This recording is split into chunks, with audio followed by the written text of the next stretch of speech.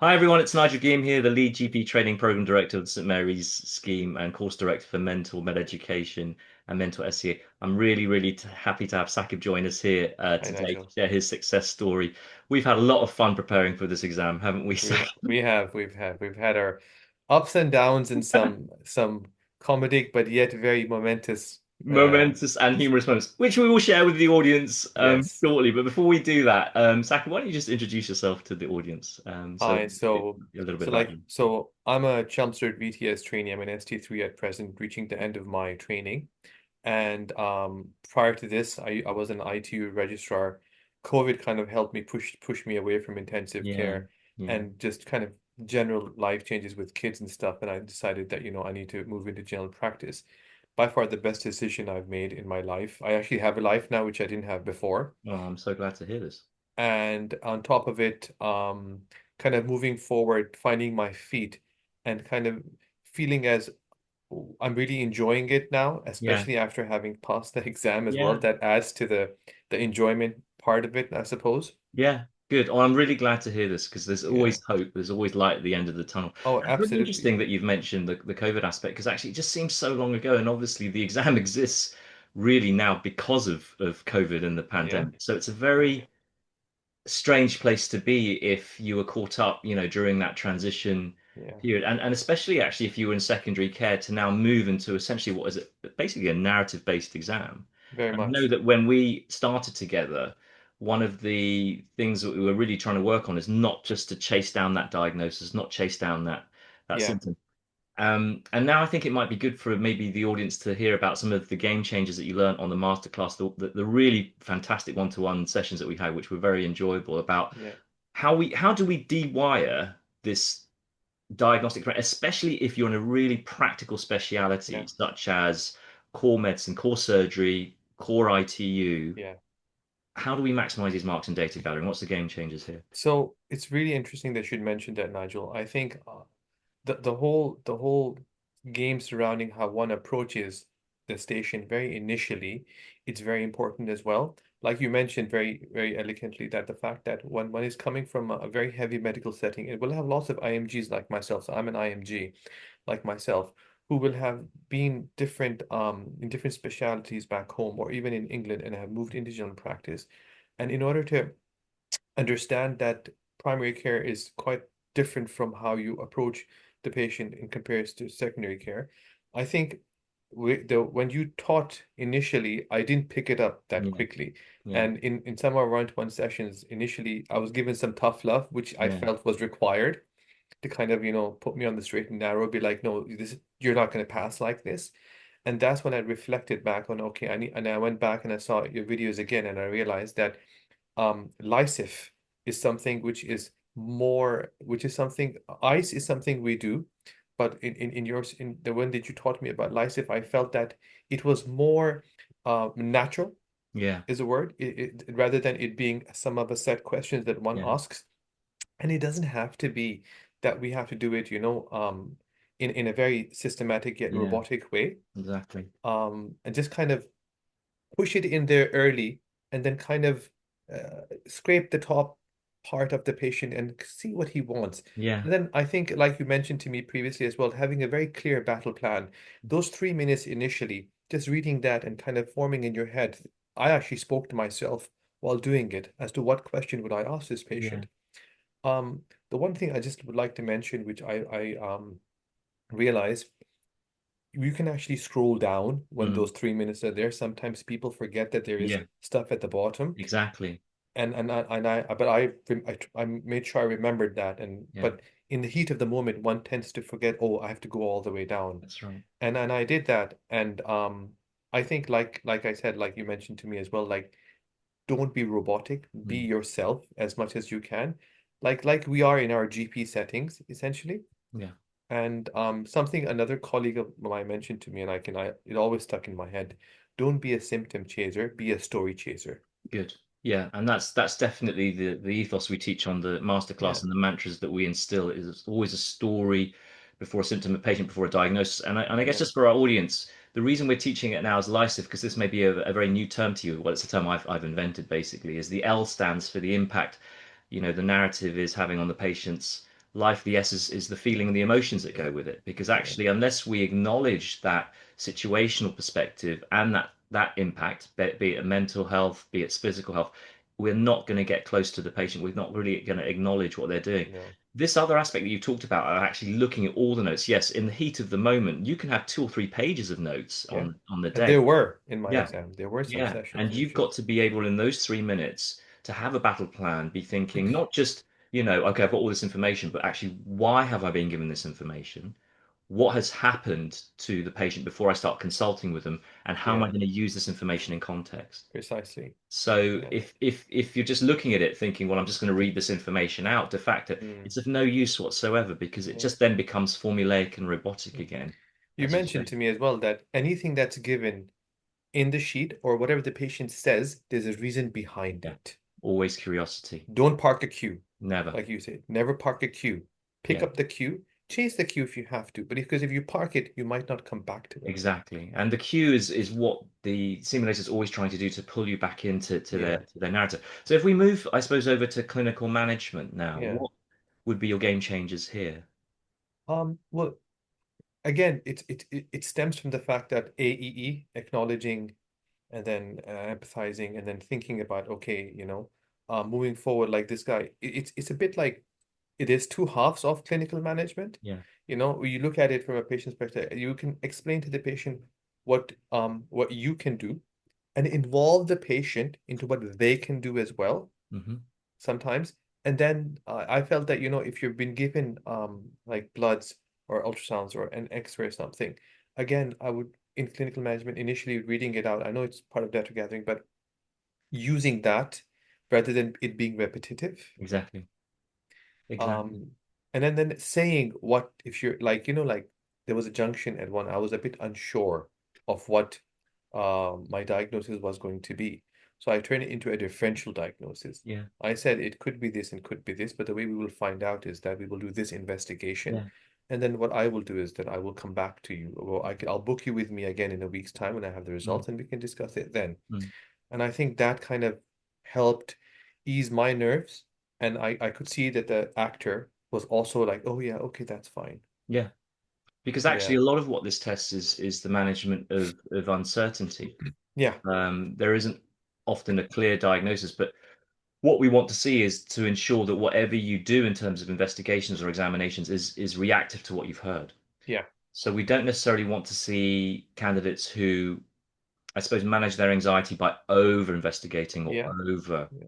Yeah. referring. It's about But kind of committing to risk, which is reactive to what is presenting. And this aspect, I suppose, of again, referencing the information is just so fundamentally important because yeah. actually, if you're just again, for example, ordering investigations that have already just been recently done, Yeah. That's you're marked negatively. you're going to be marked negatively, and Yeah. people don't recognize that actually you are Yeah. negatively marked. I got negatively marked. Yeah, That's why I know. yeah. Yeah.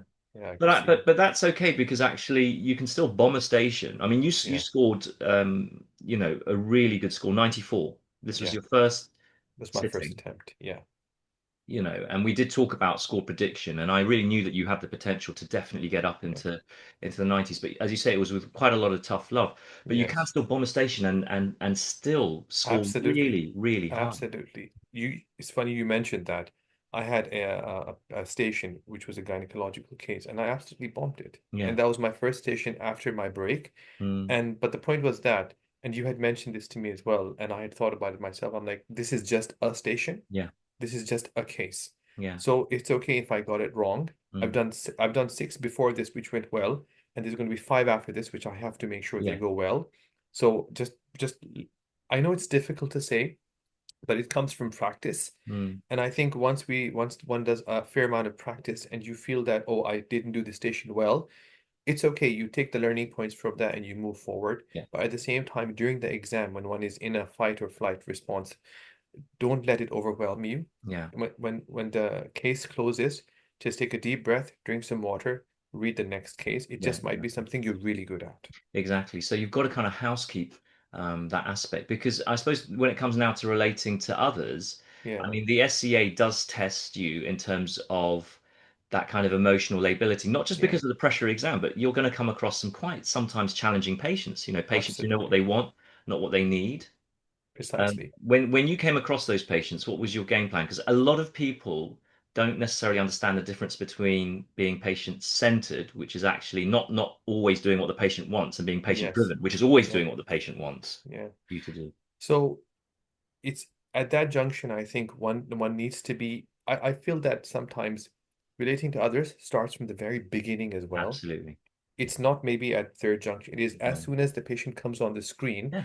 you start picking up these verbal and non-verbal cues about, what are they, what are they looking like? Why are they being subdued? Are they very happy? Mm. What is their, and then kind of leading it from there. The tone of their voice, some of the patients, the tone of their voice. I had a patient who began very angry. I had Yes. to kind of step a bit back and Mm. then bring him into it. One patient Mm. didn't even want to talk, but I had to Yeah. extract information That's out of right. her. That's right. So, and the most important thing I felt, Nigel, sometimes with IMGs, and I had this problem as well when I was practicing, and someone told me this, she goes, don't let your face show judgment. Yeah. You might have scenarios which have been put there specifically to get a reaction out of you. Don't do that. You have to empathize, but at the same time you have to be completely You've got to keep it non-biased. neutral, don't Yeah. you? And I Yeah. think the easiest way to avoid judgmental stances is Yeah. to acknowledge the emotion that's panning out in front of you. Yeah. If they're really angry, just rather than Acknowledge just it. going through the notions of okay, you're angry or I'm sorry, it's like, well, I can see you're upset. I can see Yeah. that you're angry. Or your And favorite line, which I used a bit too much once, I hear you. yeah, but actually if you say that sincerely, Yeah, then actually it will be heard by the patient. I guess very what you're true. saying, though, and you're absolutely right, is any phrase can become formulaic if it just Yes. becomes a formula Yeah. rather than actually having meaning and intention Yeah. behind it. We talked about the dilemmas a lot We of did. Yeah. That word came negotiation in. stations, and Yeah. we encompassed this into your vocabulary, so it was second nature on the day of the And yeah. exam. Yeah. Um, Tell us about us. I mean, you don't have to go into details, but if tell us about maybe a successful negotiation that you had, because I think people underestimate how important Absolutely. negotiation is in this. Absolutely. Um, a patient basically came and they wanted a specific medication. This started the case of I want this medication. Mm, And I was like, yeah, I hear you. And then as that's how they began. But I was like, I hear you, but tell me more. Why do you want mm, this medication? mm, What do you know about this mm, medication? mm, By the time I reached minute 6 and 7, they were still stuck on that. And at that junction, I said, the dilemma here is that yeah, I know you want this medication, but this is the what we need to follow before yeah, you reach this yeah, medication. absolutely. And at that junction, because I had let her query vent Yeah, or give me what she felt, yes, and then at junction, she was willing to now accept the mhm, negotiation that I was going to offer. yeah, But as soon as I said the word, the dilemma is that I could see that the actor was like, okay, fine. Okay, you okay, know what? He's managed to yeah, get me to this point. Now yeah, let's see what he has to offer. brilliant. I love it. And our catchphrase to that is always, "How do you like them How apples?" do you like them apples from Goodwill Because Hunting? as Yeah, soon as you know it's gone that's it. That's correct, it. you're You can coming out going, that's it. "How do you like them You can apples?" feel the mic drop. Did you walk out and go? That's Did it. Yeah. you drop the mic Yeah. and go? Yeah, Next, that's next it. case, Next case, that's I've it. smashed that. But Win-win. I'm so happy for you, Sakim. No, It's thank you lovely very to much, see you on Nigel. the other side. Yeah, yeah. What are your plans post CCT? It's a really challenging time out there in general practice, I suppose. It is. I It mean, I'm is. really glad you found your way through it, and I love it as well. I absolutely love it. But there are a lot of people out there very worried about work, Yeah, the evolving landscape. What's yeah. your plan post CCT? So, it's interesting you should mention that. So, fortunately for me, the practice that I'm at, they've offered me a job, and I'll probably stay. Fantastic. But at the same time, there's something that I really want to people to think about, and as I am as well, is diversify. Yeah. Diversify. If you can teach, help others. You started it. Mm. I enjoyed it, and I think I will kind of, Brilliant. partake in some degree Yeah, of activity, absolutely. and like try and find your feet. The beauty of general practice is that you can do so much. Yeah. There's so much, and if you just do a few days in primary care, the rest is your own time, and then you use it either by teaching or just being a portfolio. But there's so much on offer, and you just need to kind of look into it, tap into that potential. Good. Good. There's always hope in general practice, and Oh, general practice is a small absolutely. world. And if Absolutely. I can do anything to help you enjoy your time in general practice, Yeah. always reach out, of I'm course. already am. Good. The dilemma is I already am. Good. Good. Good. Good. Good. Yeah. No, no, All right. I think the tough love it's very important. And I think for IMGs coming from where we are, Mm, we are used to the tough love, and sometimes it is that jolt that you need to kind yeah. of tell you that you don't know, you're Mm, not doing it right, you're doing it wrong. This is the right way. So please look at it this way. And to be honest, when I began my preparation, the exam was in May. I began mm, in Feb, yeah. and the first course I took was yours. I even took the RCGP course just to kind of, Mm, balance it out and mm, stuff. It was just kind of taking all the positives from everywhere. mm, But I came back to you mm. in April, I remember, Yeah. and I did poorly, and you Mm, bashed me. And I remember, and you're like, "You're not gonna pass like this, my yeah. man." I was like, Yeah. "I Yeah. got you, man." And Yeah. then I did it. I gave myself 2 weeks, and I That's right. rebooked it with you. I did it again, and you said, "You're doing okay. I You'll be know. fine."